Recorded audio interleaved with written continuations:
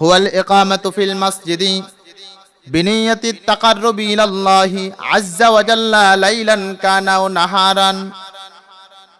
আল্লাহ তাআলার নৈকট্য অর্জনের জন্য মসজিদে অবস্থান করা, চাই সেটা রাতে হোক অথবা দিনে হোক, যে অবস্থায় হোক মসজিদে অবস্থান করাকে ইতিকাফ বলা হয়। ইতিকাফ তিন প্রকার: নফল ইতিকাফ, সুন্নাহ ইতিকাফ, ওয়াজিব ইতিকাফ। নফল ইতিকাফ, বান্দা মসজিদে যখনই ঢুকবে ইতিকাফের নিয়ত করবে।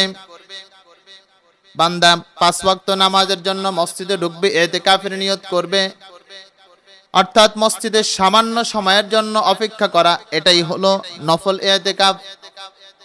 ওয়াজিব ইতিকাফ হলো বান্দা যখন মান্নত করবে, এটা বান্দার জন্য, এই মান্নত করলে বান্দার মান্নত পূর্ণ করা ওয়াজিব, এটা হলো ওয়াজিব ইতিকাফ। সুন্নাহ ইতিকাফ হলো রমজানের শেষ দশকে ইতিকাফ করা। ইতিকাফের জন্য 4টি শর্ত বিদ্যমান। 1 নাম্বার, পুরুষের জন্য জামাত অনুষ্ঠিত হয় এমন মসজিদে অবস্থান করা। 2 নাম্বার, ইতিকাফের নিয়তে অবস্থান করা। 3 নাম্বার, মুসলমান এবং বুদ্ধিমান হওয়া। 4 নাম্বার, মহিলাদের হায়েজ নেফাস থেকে মুক্ত হওয়া। ইতিকাফের গুরুত্ব কত? আল্লাহ পাক রব্বুল আলামিন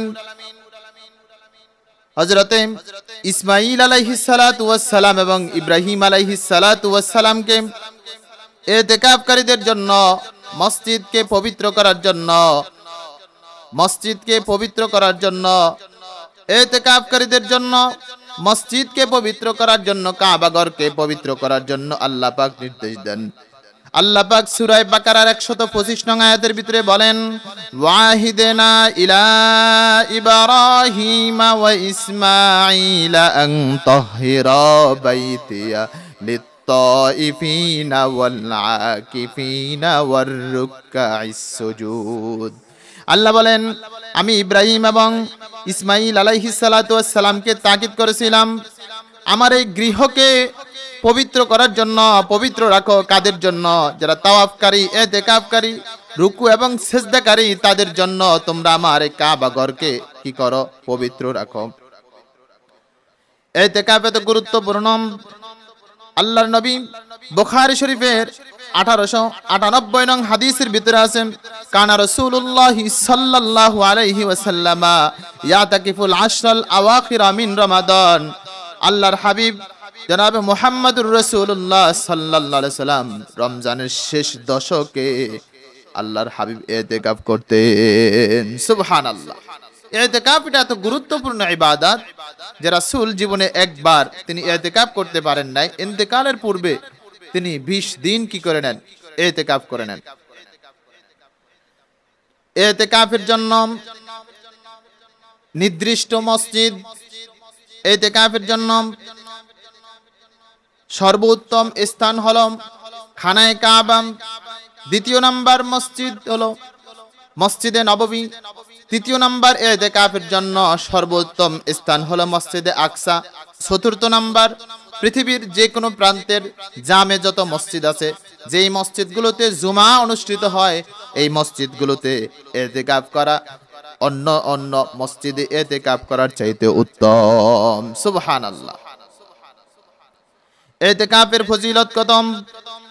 আল্লাহর হাবিব জনাবে মুহাম্মদুর রাসূলুল্লাহ সাল্লাল্লাহু আলাইহি ওয়াসাল্লাম বলেন, বান্দা যদি আল্লাহকে রাজি খুশি করার জন্য, আল্লাহর সন্তুষ্টি লাভের জন্য বান্দা যদি ইতিকাফ করে, আল্লাহ পাক রব্বুল আলামিন বান্দাকে কি পরিমাণ নেকি দান করবেন।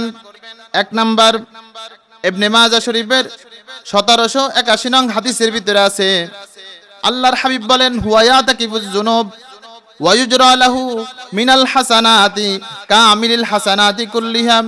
হযরত ইবনে আব্বাস থেকে বর্ণিত, আল্লাহর হাবিব বলেন, ইতিকাফকারী সম্পর্কে বলেন যে নিজেকে গুনাহ থেকে বিরত রাখে এবং নেককারদের সকল নেকি, এলাকাবাসী, সারা এলাকার মানুষ ইতিকাফ করা ছাড়া যত নেক আমল করবে আল্লাহ পাক রব্বুল আলামিন ইতিকাফকারীকে সমপরিমাণ নেকি লিখে দিবেন। সুবহানাল্লাহ। আল্লাহর হাবিব ফিকহুস সুনানের 1345 নং হাদিসের ভিতরে বলেন, মান ইতিকাফা ইয়াওমান, যে ব্যক্তি একদিন ইতিকাফ করবে ইবতিগা ওয়াজহিল্লাহি তাআলা, আল্লাহকে রাজি খুশি করার জন্য, বাইনাহু ওয়া বাইনান নার, আল্লাহ পাক তার মাঝে এবং জাহান্নামের মাঝে সালাসা খানাদিক, আল্লাহ পাক জাহান্নামকে 3 খন্দক দূর করে দিবেন। কুল্লু খান্দাকিন আবআদু মিম্মা বাইনাল খাফিকাইনি, আল্লাহকে রাজি খুশি করার জন্য, সন্তুষ্ট করার জন্য যারা একদিন ইতিকাফ করবে আমার আল্লাহ 3 পরিকাম জাহান্নামকে তার থেকে দূর করে দিবেন। আর এক এক খন্দকের দূরত্ব হলো পৃথিবীর এক প্রান্ত থেকে অপর প্রান্ত সমান, অর্থাৎ দুনিয়া থেকে আসমান যতটুকু দূরত্ব, এক এক খন্দকের দূরত্ব হলো 500 বছরের রাস্তার সমান। বান্দা যদি একদিন ইতিকাফ করে আল্লাহ পাক বান্দার জন্য জাহান্নামকে 1500 বছরের রাস্তা, 500 বছরের রাস্তা যদি প্রথম আসমান থেকে প্রথম জমিন পর্যন্ত হয়, একদিন যদি বান্দা ইতিকাফ করতে পারে আল্লাহ পাক বান্দার জন্য 1500 বছরের রাস্তার সমপরিমাণ দূরত্ব জাহান্নামকে দূর করে দিবেন। সুবহানাল্লাহ। আল্লাহর হাবিব ইতিকাফ এত গুরুত্বপূর্ণ। আল্লাহর হাবিব বলেন, বান্দা ইতিকাফ যদি বান্দা আল্লাহকে রাজি খুশি করার জন্য করতে পারে, আমার আল্লাহ বান্দাকে হজ এবং উমরার নেকি দান করে দিবেন। সহিহ তারগিব হাদিস নাম্বার হলো 1656 নং হাদিসের ভিতরে আল্লাহর হাবিব বলেন, মান ইতিকাফা আশরান, যেই ব্যক্তি ফি রমাদান, রমজানের শেষ 10 দিনে ইতিকাফ করবে, কানা কাহাজ্জাতাইনি ওয়া উমরাতাইনি, আল্লাহ পাক বান্দাকে 2টা কবুল হজ এবং 2টা কবুল উমরা আর নেকি আল্লাহ পাক বান্দাকে দান করে দিবেন। এজন্য এত গুরুত্বপূর্ণ ইবাদত আমরা আমাদের নিজেরাও করব। এই ইবাদত এত গুরুত্বপূর্ণ, কিন্তু এই ইবাদতকে যদি আমরা সামান্য হেলাই দুলাই নষ্ট করে দেই, শুধুমাত্র এই ইতিকাফ করলাম, কিন্তু আমি যদি এই ইতিকাফ করা অবস্থায় যদি শরীয়ত সম্মত কোনো ওজর ছাড়া আমি যদি মসজিদ থেকে বের হই, শরীয়ত সম্মত ওজর 3টাকে বলা হয়। 1 নাম্বার হলো নিজের জরুরত প্রয়োজনের জন্য, অর্থাৎ পেশাব পায়খানা ইত্যাদি প্রয়োজনে মসজিদ থেকে বের হতে পারবে। দ্বিতীয়, মসজিদে যদি জুমার নামাজ অনুষ্ঠিত না হয় তাহলে জুমার নামাজ আদায়ের জন্য যেতে পারবে।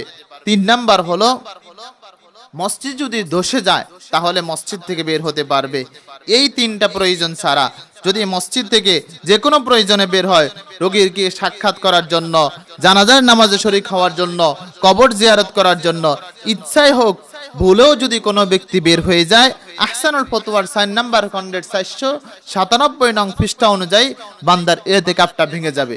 এজন্য ফুকাহে কেরাম বলেন, বান্দার 4টা কাজের মাধ্যমে ইতিকাফ ভেঙে যায়। 1 নাম্বার হলো ইচ্ছাকৃত অথবা ভুলে যদি বান্দা স্ত্রী সহবাস করে তাহলে ইতিকাফ ভেঙে যাবে। 2 নাম্বার, মহিলাদের হায়েজ নিফাস হলে ইতিকাফ ভেঙে যায়। 3 নাম্বার, বিনা কারণে মসজিদের বাহিরে অবস্থান করলে ইতিকাফ ভেঙে যাবে। 4 নাম্বার, চুম্বন, অলিঙ্গন ইত্যাদির কারণে যদি বীর্যপাত হয় তাহলে ইতিকাফ ভেঙে যাবে।